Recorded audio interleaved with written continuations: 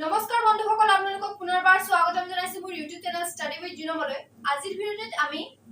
Indian হিষ্ট্ৰীৰ question answer আৰু তাৰ কনসেপ্টটো আলোচনা কৰিম সো পলম নকৰাকৈ ভিডিঅ'টো ষ্টাৰ্ট কৰো which Veda deals with magic spells and witchcraft মেজিকৰ লগত ডিল কৰা বেদাটো কোনটো হয় অথৰ্ব বেদা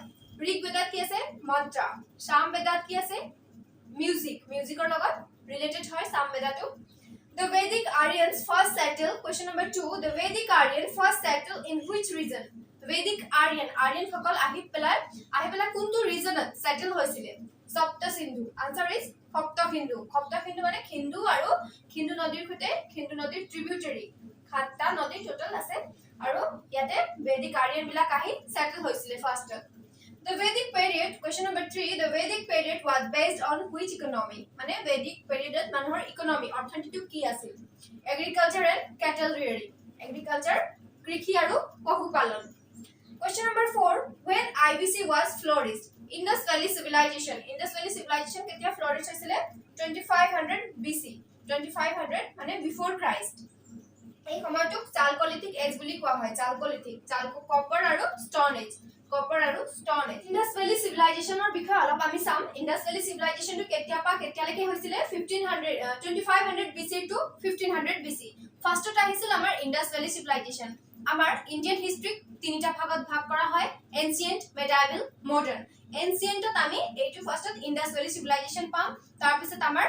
ভেদিক এজৰ বিষয় পাম ভেদিক এজ তাৰ পিছত বুদ্ধিজম জৈনিজম এইবিলাক ওলাইছিলে তাৰ পিছত আমাৰ মিডল এজটো আমাৰ কি হয়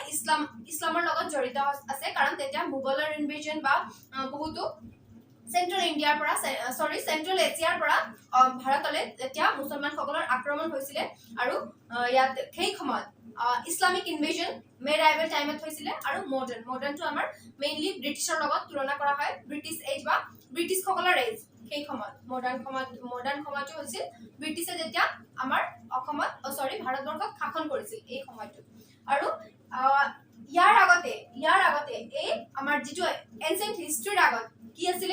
প্ৰি হিষ্ট্ৰী বুলি ক'ব পাৰো তেতিয়া ষ্টন এজ আছিল এই ষ্টন এজকো তিনিটা ভাগত ভাগ কৰা হয় পেলিওলিথিক ওল্ড ষ্টন এজ মিজোলিথিক আৰু নিওলিথিক এই নিওলিথিকৰ সময়তে আছিল আমাৰ চালকলিথিক এজটো when IBC was flourished আমি পাইছিলো ন চালকলিথিক এজ মানে 2500 BC মানে এতিয়া নিওলিথিকৰ সময়তে চালকলিথিক মানে হৈছে কপাৰ আৰু ষ্টন এজ আৰু এতিয়া আমি আইবিসিৰ বিষয় চাম আইবিসি মেইনলি কিছুমানত 1500 টু 2500 BC টু 1500 BC এটো দিয়া থাকে কিছুমানত এটো 1700 বুলিও দিয়া থাকে আৰু সিস্টেমেটিক এই সময়ত সিস্টেমেটিক টাউন প্ল্যানিং বিলাক সিস্টেমেটিক আছিল গ্ৰিড সিস্টেম ব্যৱহাৰ কৰা হৈছিল বাৰ্ন ব্ৰিক ব্যৱহাৰ কৰা হৈছিল তেতিয়া আৰু burn brick were used to construct houses well managed drainage system to তেতিয়া সেই সময়ত ভাল আছিল town were divided into two parts টাউনক দুটা ভাগত ভাগ কৰা হৈছিল টাউনক কি ভাগত ভাগ কৰা হৈছিল lower and upper টাউনক দুটা ভাগত ভাগ কৰা হৈছিল lower পাৰ্টটো ইয়াত কমন পিপল মানে কমন পিপল এই lower পাৰ্টত বহিছিল তাৰ পিছত upper পাৰ্টটো citadel বুলি কোৱা হৈছিল for ruling classes কাৰণে এটো upper parts টো আছিল আৰু এই আমাৰ আইভিসি টো আছিল মেসোপটেমিয়ান সভ্যতাৰ সমসাময়িক মানে মেসোপটেমিয়ান সভ্যতাত কিছুমান আমাৰ আইভিসি ইন্ডাস ভ্যালি সিভিলাইজেশনৰ কিছুমান সিল বিলাক পোৱা গৈছে মোহৰ বিলাক সিল বিলাক তাত পোৱা গৈছে সেই কাৰণে তাৰ সমসাময়িক আছিল বুলি ক'ব পাৰো আৰু এই দুটা সভ্যতাৰ মাজত মানে ট্ৰেড আছিল বাণিজ্যিক ৰিলেশন দুটা সভ্যতাৰ মাজত আছিল গ্ৰেট বাথ এটো আহিব পাৰে কোৱেশ্চন আহিব পাৰে গ্ৰেট বাথটো ক'ত আছিল great bath Mohenjodaro great granary Mohenjodaro Indus valley সিভিলাইজেশনৰ ইষ্টাৰ্ণ মোস্ট পাৰ্টটো কি হয় আলমগীৰপুৰ এটো ক'ত আছে ইউপি আৰু সাউদাৰ্ণ মোস্ট পাৰ্ট হয় দৈমাবাদ এটো আছে মহাৰাষ্ট্ৰত northern most Malda eastern most Alamgirpur western most সুটকাগেন্ডৰটো বৰ্তমান পাকিস্তানত আছে মালদাটো বৰ্তমান জম্মু কাশ্মীৰত আছে ইয়াৰ পৰা কোৱেশ্চন আহি থকা দেখা যায় যে ইষ্টাৰ্ণ মোস্ট পাৰ্টটো কোনটো হয় আৰু বৰ্তমান ক'ত আছে বৰ্তমান আছে ইউপি আৰু ইষ্টাৰ্ণ মোস্ট পাৰ্টটো হয় আলমগীৰপুৰ ওয়েষ্টাৰ্ণ মোস্ট ক'ত আছে ইয়াৰ পৰা কোৱেশ্চন আহি থাকে ওয়েষ্টাৰ্ণ মোস্ট আছে এতিয়া পাকিস্তানত আৰু কি হয় নামটো সুটকাগেন্ডৰ এনেকে এটো ইয়াৰ ওপৰতো কোৱেশ্চন আহে ফাৰ্ষ্টত সেই কাৰণে মই এটো কৈ কনসেপ্টটো বিল্ড কৰক মানে সিকোয়েন্সত যাওক কনসেপ্ট বিল্ড কৰক কোৱেশ্চন আনসাৰ মানে এনে হৈ যাব আৰু ইম্পৰ্টেন্ট সাইটস ইম্পৰ্টেন্ট সিটিজ আইবিসিৰ ইম্পৰ্টেন্ট সিটিজ বিলাক কি হয় হৰপ্পা মই এক গুটি কিটাৰ নাম লিখি দিয়া নাই যদি আপোনালোকে ইন্ডিয়ান হিষ্ট্ৰীৰ ওপৰত কনসেপচুৱেল ভিডিও লাগে আপোনালোকক তেন্তে কমেন্ট বক্সত কমেন্ট কৰি জনাব হৰপ্পা ৰাভি নদীৰ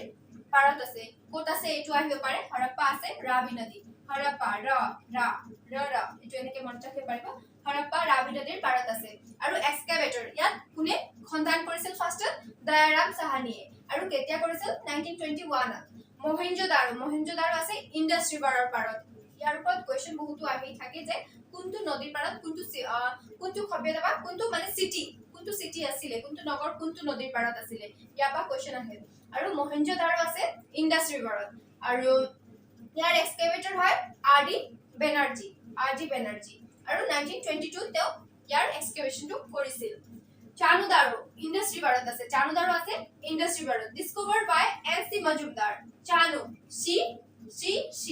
এনসি মজুমদাৰ চানুদাৰো আৰু only in the site without citadel এইটো মনত ৰাখিব ইয়াৰ ওপৰত কোৱেশ্চন থাকে মানে কিবা এটা তেনেকুৱা বাকি বিলাকৰ লগত নিমিলা কিবা এটা তেনেকুৱা থাকিলে তাৰ ওপৰত কোৱেশ্চন আহি থাকে সো ইয়াৰ এটো কি নিমিলে মানে only citadel মানে only এটা সাইট হয় যত citadel নাই বাকি ইন্ডাস ভ্যালি সিভিলাইজেশনৰ বাকি বিলাক নগৰত citadel আছে only ইয়াত নাই কত নাই চানুদাৰো এভিডেন্স অফ হৰ্সেস এইটো কোৱেশ্চন আহিছিলে এভিডেন্স অফ হৰ্সেস সুৰকোটাটা মানে কোত পোৱা গৈছিলে হৰ্ষৰ ঘোঁৰাৰ খনদানটো ফাৰ্ষ্টত কোত পোৱা গৈছিলে সুৰকোটাটা ৰাখিঘড়ি কি হয় largest Harappan site in Indus subcontinent মানে লাৰ্জেস্ট আটাইতকৈ লাৰ্জেস্ট সাইটটো হয় ৰাখিঘড়ি সেকেন্ড লাৰ্জেস্ট হয় মহেঞ্জোদাৰো কনফিউজ নহব কিন্তু আৰু এটো কোত আছে ৰাখিঘড়িটো হিসাৰ ডিস্ট্ৰিক্ট হৰিয়ানাত আছে